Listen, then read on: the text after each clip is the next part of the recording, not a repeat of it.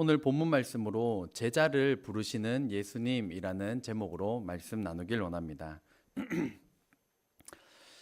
헬렌 켈러라는 여인이 있었습니다. 듣지도 못하고 보지도 못했기 때문에 말하기를 배우기는 하늘의 별따기였습니다. 이런 삼중고의 아픔을 평생 겪으며 살았습니다. 이 여인이 임종을 앞두고 있을 때 물었습니다. 인생을 살아오면서 하나님을 한 번도 원망하거나 불평한 적이 없나요? 헬렌 켈러가 말했습니다. 내가 하나님을 믿고 난 후에는 한 번도 원망한 적이 없습니다. 내 인생은 너무나도 아름다웠습니다. 조건으로 보면 행복할 수 없었던 그녀가 행복하다고 고백하였습니다. 반면에 성경에 나오는 솔로몬 왕은 부귀영화를 다 누린 사람입니다. 그런데 그가 지에서 전도서를 기록하였을 때 인생이 내가 부귀영화를 다 누려봤지만 헛되고 헛되다, 공허하고 공허하다 라고 하였습니다. 부귀영화를 다 누렸지만 행복하지 않았다는 것입니다. 오늘 본문의 베드로도 열심히 일했습니다. 밤새도록 일했으나 어부로서 잡은 물고기가 없었습니다. 그런 베드로에게 예수님께서 찾아오셨고 예수님을 따르는 인생이 되었습니다. 우리 인생은 누구를 만나느냐가 참으로 중요합니다.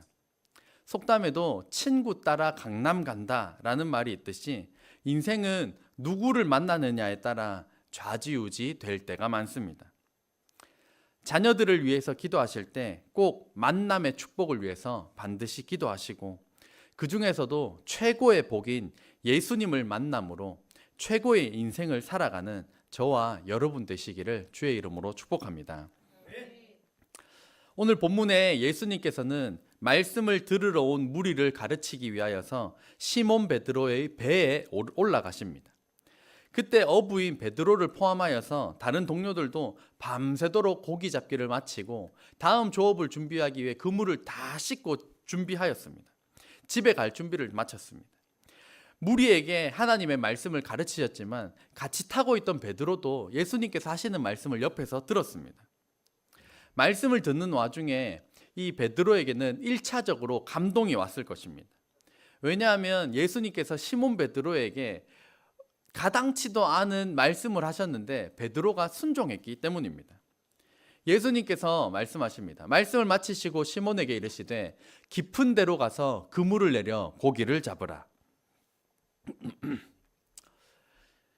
저희 교회 그 오성열 형제 아내 홍아름 자매가 현역 간호사입니다. 양두리 집사님의 따님은 간호사로서 은퇴를 하셨고 이주희 자매는 간호조무사, 정성민 형제는 간호학을 공부하고 있습니다.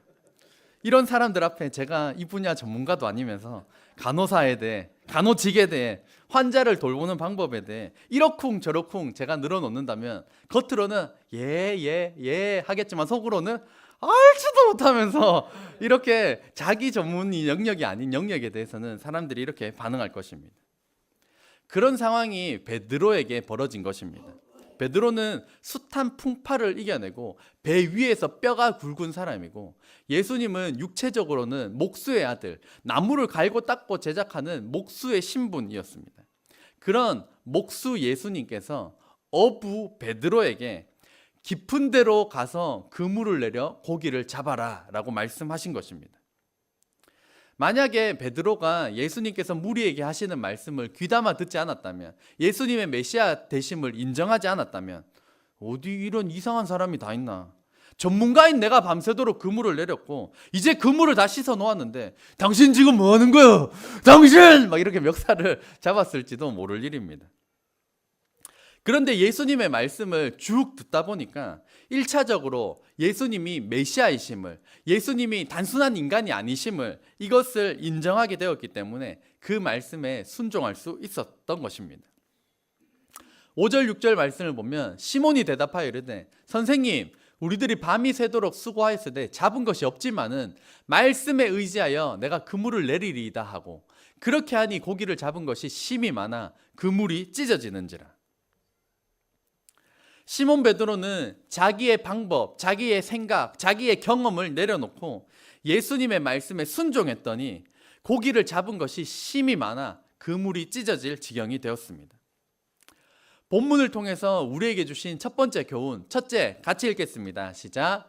주님의 역사를 체험하려면 내 경험과 방법을 내려놓고 말씀에 순종해야 합니다. 우리는 이 시대는 이렇게 하세요, 저렇게 하세요, 각종 정보가 넘쳐나는 시대입니다. 건강하기 위해서는 이렇게 해야 되고, 살 빼기 위해서는 이것을 먹어야 된다, 이것을 해야 한다. 갖가지 교훈과 정보들이 넘쳐나는 시대입니다.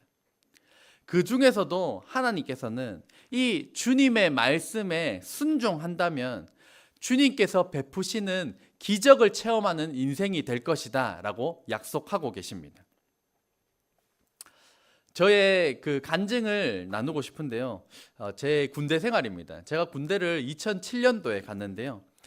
옛날 어른들은 그 버스 안에서 담배 피우던 시절이었습니다. 그래서 버스 타고 가면 내리면 코가 시꺼매질 정도로 버스 안에서 그렇게 담배를 피웠다고 합니다. 제가 군대 다니던 시절은 사무실 안에서 담배 피우던 시절입니다.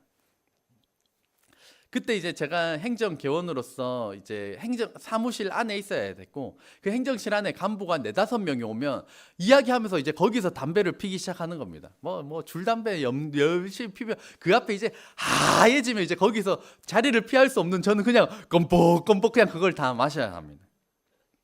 그것을 1년 넘도록 마셨으니까 그때 제 기관지와 폐가 많이 상한 것 아닌가? 막 괜히 좀 그런 느낌도 있습니다. 어쨌든 그게 너무너무 싫었기 때문에 마지막 이제 제가 왕고참 군 생활이 얼마 안 남았을 때 용기를 내어 간부들에게 이야기를 했습니다. 담배를 밖에서 피우는 방식으로 좀 바꾸면 안 될까요? 건의를 했더니 지금이랑 문화는 많이 다릅니다. 그러니까 야, 이 개 이걸 막 그러더니만 잿더리를 벽에다 팍 던져버리는 거예요. 유리 잿더리를. 그래가지고 와장창창 다 깨졌습니다. 자기가 치워야 되는데 깨졌어요. 제가 또 깨진 거 제가 다 치웠습니다. 또 다른 재물조사라는 것을 할 때도 그것을 당시에는 몰랐지만 돌이켜보면 제 태도가 굉장히 건방지고 옳지 않았다는 것은 저는 인정을 합니다. 어쨌든 저의 잘못이 있었는데 그때도 이제 간부가 제가 이제 왕고참이니까 후임들이 다 있는 데서 그때도 막 쌍욕을 하면서 저를 이제 후임들 앞에서 엄청 쪽팔리게 하면서 막 그런 욕설을 저한테 퍼부은 겁니다. 근데 이제 그 말과 행동이 막 발로 이거 막 뭐 딴 거 막 발로 차고 부시고 이랬거든요. 그게 제 안에 막 비수로 꽂혔던 것 같습니다. 그때부터 잠이 잘 안 오고 그 사람을 죽이든지 내가 죽어야겠다라는 생각이 제 마음속에 꿈틀꿈틀 점점 커가기 시작했습니다. 제가 이제 군수라는 행정개원이었기 때문에 원래는 원칙은 그게 아닌데 다 간부들이 귀찮은 거는 저희한테 다 떠넘겼기 때문에 제가 총알을 제가 관리했습니다. 제가 군수라서 제가 총이랑 총알을 관리해서 혹여나 잘못됐다면 남병장이 뉴스에서 볼 수 있었을지도 모릅니다. 그렇게 총과 총알을 제가 관리를 했고, 그리고 군수기 때문에 식칼도 자물쇠로 잠궈놓는데 그것도 제가 관리를 했습니다. 그러다가 이제 잠을 자고 난 다음에 갑자기 새벽 1시고 2시고 눈이 번쩍 떠지는 겁니다. 딱 번쩍 뜨고 나면 내가 어떻게 죽지? 내가 저놈을 어떻게 죽이지? 총알로 쏴 죽이나? 칼로 찔러 죽이나? 맨날 이제 이 생각을 해가 뜰 때까지 그 깜깜한 데 누워가지고 이 생각을 하는 겁니다. 1시간, 2시간, 3시간씩 어떻게 죽일까? 어떻게 죽을까? 내가 죽으면서 유서에다가 그놈 때문에 죽는다라고 유서를 적으면 최고의 복수가 되지 않을까? 그렇게 막 자살의 꿈을 키워갔던 시기가 있었습니다. 이렇게 지내다가는 진짜 내가 자살할 것 같다. 아니면 내가 그놈을 죽여버릴 것 같다. 그 생각이 그렇게 지속되다 어머니께 전화를 드렸습니다. 전화를 드렸고 엄마 뭐 펑펑 울면서 막 전화를 드렸습니다. 그리고 막 하소연하고 난 다음에 인생에 있어서는 어떤 그 적재적소에 어떤 사람을 만나느냐가 참으로 중요함을 알 수 있습니다. 그때 어머니께서 저에게 이런 말씀을 해주셨습니다. 그 사람을 용서해라. 저주하지 말고 축복하는 기도를 드려라. 마태복음 5장 44절인데요. 같이 읽겠습니다. 시작. 나는 너희에게 이르노니 너희 원수를 사랑하며 너희를 박해하는 자를 위하여 기도하라. 그리고 로마서 말씀도 저에게 주셨습니다. 제가 들었을 때 참 위로가 되었을까요? 아닙니다. 뭐 이런 개똥 같은 소리가 다 있나 그러고 전화를 끊었습니다. 그런데 믿져야 본전이니까 혼자 있을 때 용기 내어서 그 이름을 제가 잊어버리고 싶은데 또 준비하다 보니까 또 이름이 기억나던데요. 어쨌든 그 김머시기 중사가 있습니다. 그 중사를 용서합니다. 제가 저주하지 않고 축복합니다. 라고 제 입에서 내뱉었을 뿐이었는데 갑자기 눈물이 막 비 오듯이 막 이렇게 쏟아지고 제 마음이 진짜 먹구름이 가득했는데 강렬한 한 줄기의 빛이 제 마음을 강타했습니다. 그래서 오늘날 제가 살아있게 되었습니다.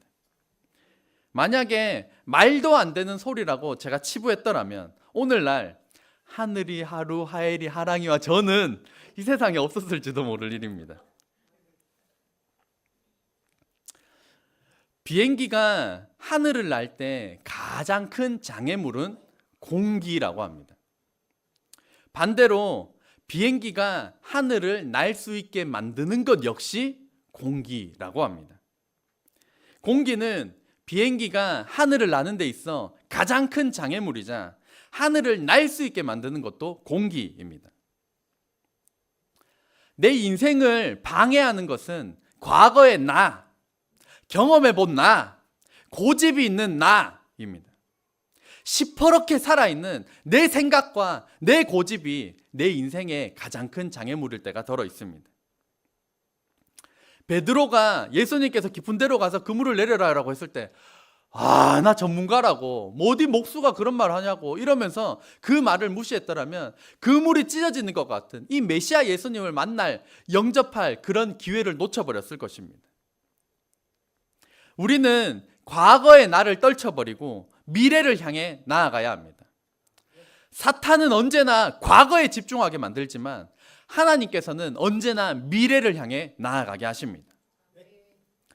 기적과 같은 놀라운 일을 경험하기 위해 내 생각과 내 경험을 내려놓고 주님의 말씀에 순종함으로 기적을 경험하는 복된 인생 되시기를 주의 이름으로 축복합니다. 둘째, 같이 읽겠습니다. 시작. 자신의 죄인됨을 인정하고 겸손히 미래를 향해 나가야 합니다. 오늘 본문을 통해서 우리에게 주시는 두 번째이자 마지막 교훈입니다. 자신의 죄인됨을 인정하고 겸손히 미래를 향해 사명을 향해 나아가도록 예수님께서 종용하십니다. 본문 말씀을 보면 시몬 베드로가 이를 보고 예수의 무릎 아래에 엎드려 이르되 주여 나를 떠나소서 나는 죄인이로소이다 하니. 기적을 체험하고 나서 어마어마한 예수님의 능력 앞에 베드로는 두려워 떨면서 나 같은 죄인을 떠나주시옵소서 그렇게 요청을 하고 있습니다. 우리가 죄인임을 고백할 때, 죄인임을 인식하게 될 때 역사하는 주체가 있습니다. 첫 번째 주체는 사탄입니다. 사탄은 죄인임을 깨닫게 하여 주저하고 포기하게 만드는 역할을 합니다. 계속해서 죄책감을 심어주고 과거에 머무르는 일들, 과거에 집중하게 만드는 일들을 사탄이 하는 일들입니다. 속담에 먼지 털어 안 나는 사람이 없고 아무리 위대한 성자라도 부끄러운 과거가 있기 마련입니다. 사탄에게 유혹받은 대표적인 인물이 바로 가룟 유다입니다. 요한복음 13장 2절 같이 읽겠습니다. 마귀가 벌써 시몬의 아들 가룟 유다의 마음에 예수를 팔려는 생각을 넣었더라. 아멘. 본문을 보면 마귀는 인간을 향하여서 생각으로 공격한다는 것을 알 수 있습니다. 마귀가 벌써 시몬의 아들 가룟 유다의 마음에 예수를 팔려는 생각을 마귀가 넣는 것입니다. 우리 일상생활 가운데서도 내가 왜 이렇게 부정적인 생각을 하지? 왜 내가 이렇게 파괴적인 생각을 했지? 왜 내가 극단적인 생각을 했지? 그런 생각이 든다면 예수님의 이름으로 대적 기도하시기를 주의 이름으로 축복합니다. 왜냐하면 성경을 통해 하나님께서 말씀하십니다. 마귀는 생각을 통해 공격하는 존재다.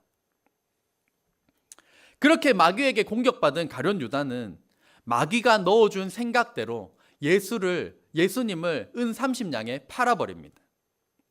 이후 자신의 행동이 잘못된다는 것을 깨닫고 괴로워하다가 그때도 여전히 얼굴에 철판 깔고 다시 예수님을 찾아갔어야 했는데 예수님을 팔아버린 것에 괴로워하다가 스스로 결론을 내버리고 맙니다. 마태복음 27장 5절 같이 읽겠습니다. 유다가 은을 성소에 던져놓고 물러가서 스스로 목매어 죽은지라. 얼굴에 철판 깔고 예수님 잘못했습니다, 예수님 살려주세요 다시 매달렸어야 되는데 자기 생각에 결론 내리고 자기 생각에 결론 도달하여서 스스로 목숨을 끊은 것이 가룟 유다입니다. 마귀는 죄인임을 깨닫고 난 뒤엔 깨닫게 하고는 주저하게 만들고 포기하게 만드는 것이 바로 마귀의 역할입니다. 우리 마음에도 생각으로 공격합니다. 나까짓 게 뭘, 내가 늘 그렇지 뭐, 이제 그만하자, 어차피 나는 안 될 놈이야. 이런 사탄이 생각으로 공격하는 이 영적인 공격에 예수님의 이름으로 대적 기도하여 승리하는 저와 여러분 되시기를 주의 이름으로 축복합니다. 죄인임을 고백할 때 또한 하나님께서도 다르게 역사하십니다. 하나님께서는 죄인임을 깨닫게 하여 겸손히 사명을 향해 미래를 향해 나아가게 하십니다. 오늘 본문에서도 베드로에게 기적을 베푸시니까 베드로는 자신이 죄인입니다, 나를 떠나가세요, 나는 죄인입니다, 똑같이 죄인임을 고백을 하였습니다. 그런데 그 과정과 결말이 가룟 유다와 180도 다릅니다.